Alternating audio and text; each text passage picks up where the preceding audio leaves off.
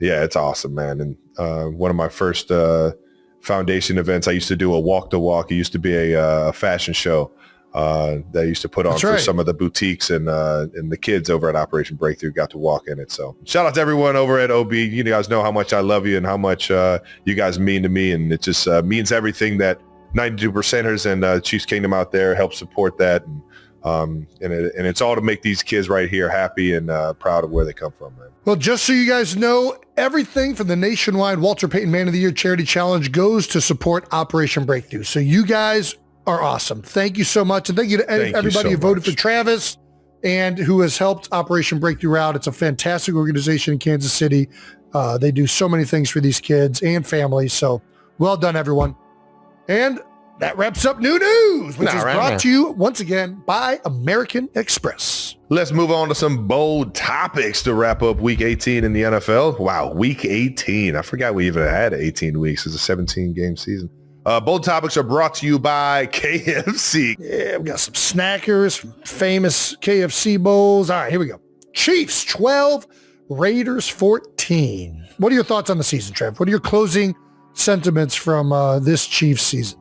You know, it was a tough season. Obviously, ended even worse because my guy 1-5 went down, and we finished the season with a lot of starters kind of being banged up. So we had a mixture of guys that were getting their first taste of what the NFL has to offer, which is fun, but it definitely has its challenges, and it's a tough way to go out, especially with the amount of success and the standard that you hold, yourself and the team to going into the season and throughout the season. And you try and look back on it, right away, and you try and, learn from it, and maybe try and figure out where it all went wrong and how you could have been better in certain situations. And it's just a shitty feeling and a shitty way to try and navigate one of the things you love to do the most, and that's play football. And I appreciate everybody that was in that building and that was on the field the past like 3-4 weeks when we knew we really didn't have much to play for other than the love of the game and the pride and the honor that comes with playing in the NFL. But I appreciate everybody that was out there giving it their all and putting their body on the line, and made it as good as we could have going into the last week and the end of the season. Yeah, there's nothing worse than not making the playoffs. It is very frustrating. You guys have done it, especially when you guys have done it so much. Like, it's absolutely crazy, and you guys obviously should be very proud of that. But that doesn't make it actually probably hurts more, I would assume. Yeah, it's kind of an embarrassing feeling, but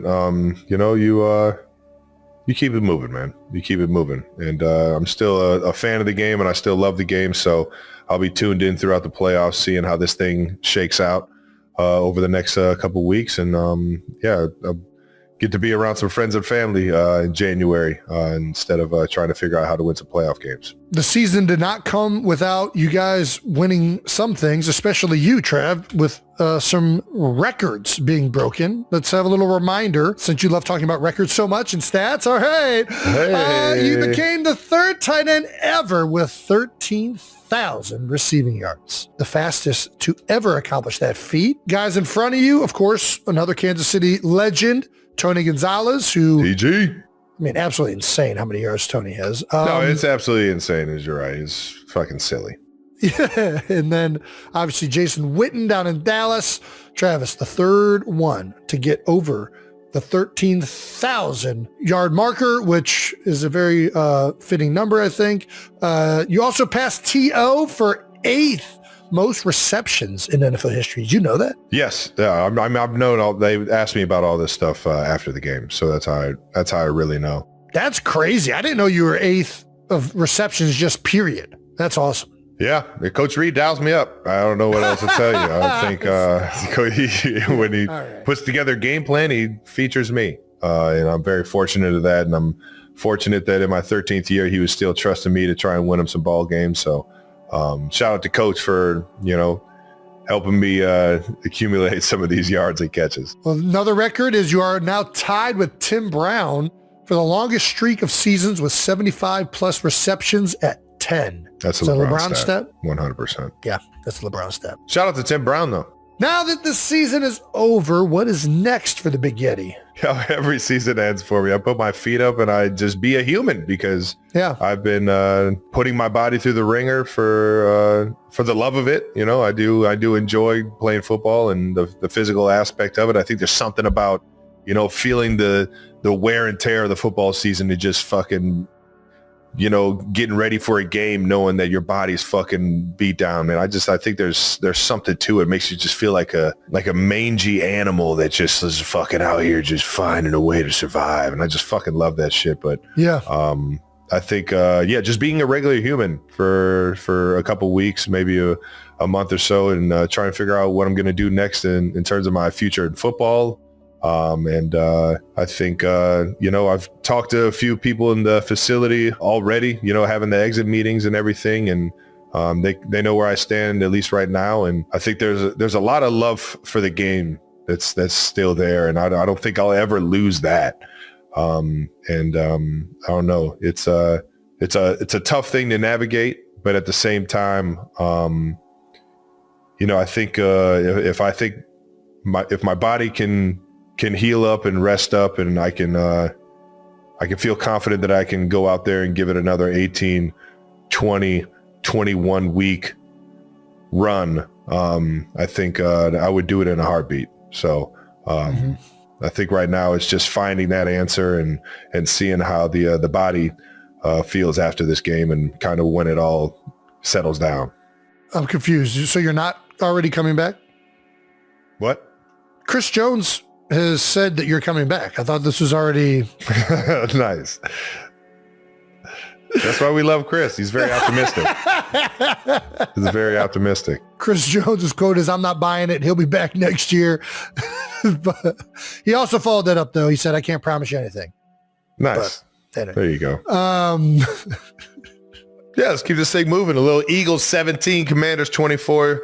Jason, you want some thoughts on the game? I mean, obviously the Eagles didn't play all their starters, but... Yeah, I mean, that's the big storyline, is obviously the way it worked this past week for the Eagles was if, you know, Detroit beat Chicago, which did end up happening, and if the Eagles win, the Eagles could have jumped up to the 2 seed.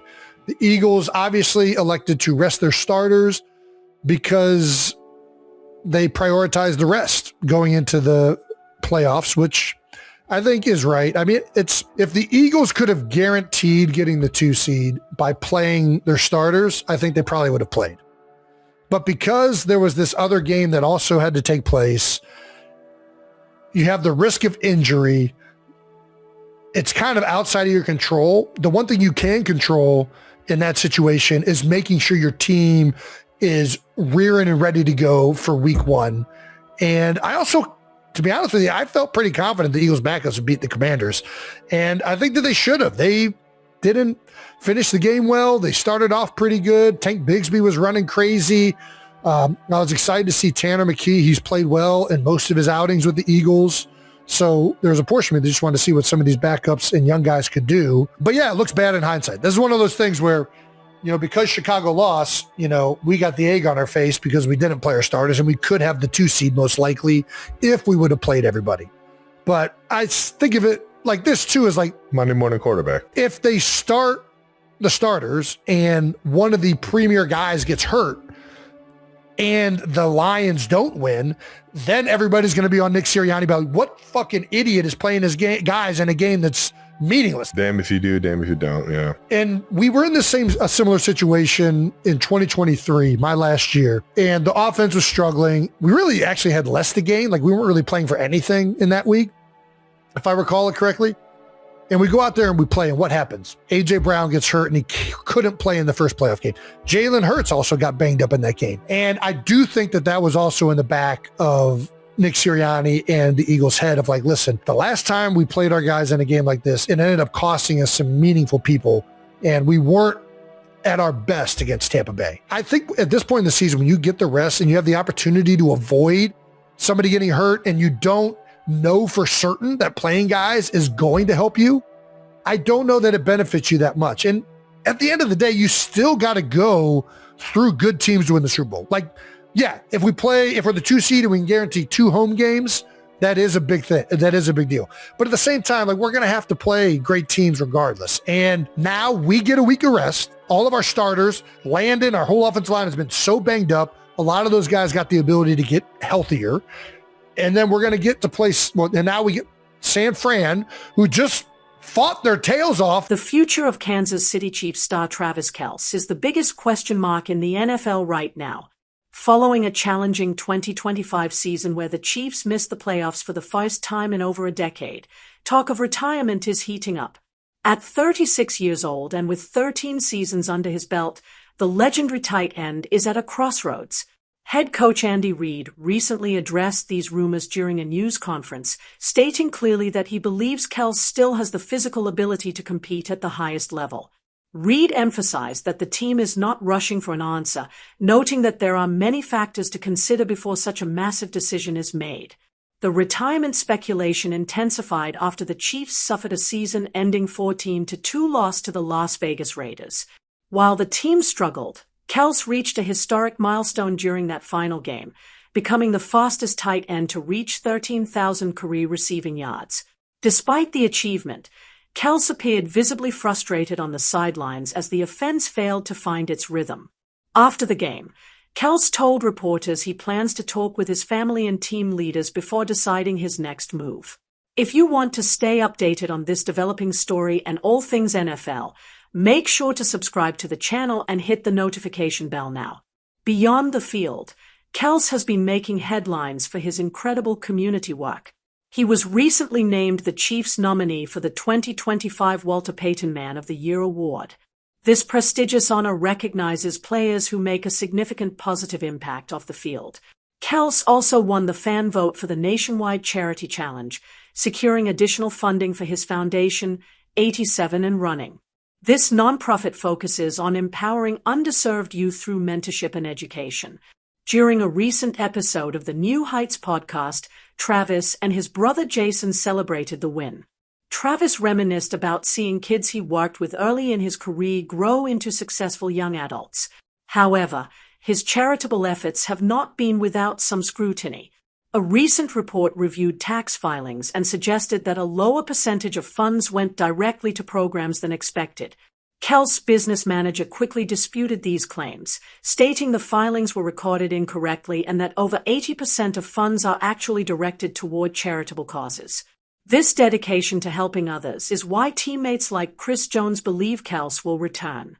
Jones expressed total faith in his teammate, calling him the greatest tight end to ever play the game and citing his infectious energy as a reason the locker room needs him back for one more run. If Kelce does choose to walk away, a golden path is already laid out for him in broadcasting. Media experts suggest that every major sports network would fight for his signature. Reports indicate he could earn between $10 million and $20 million per year as a lead game analyst.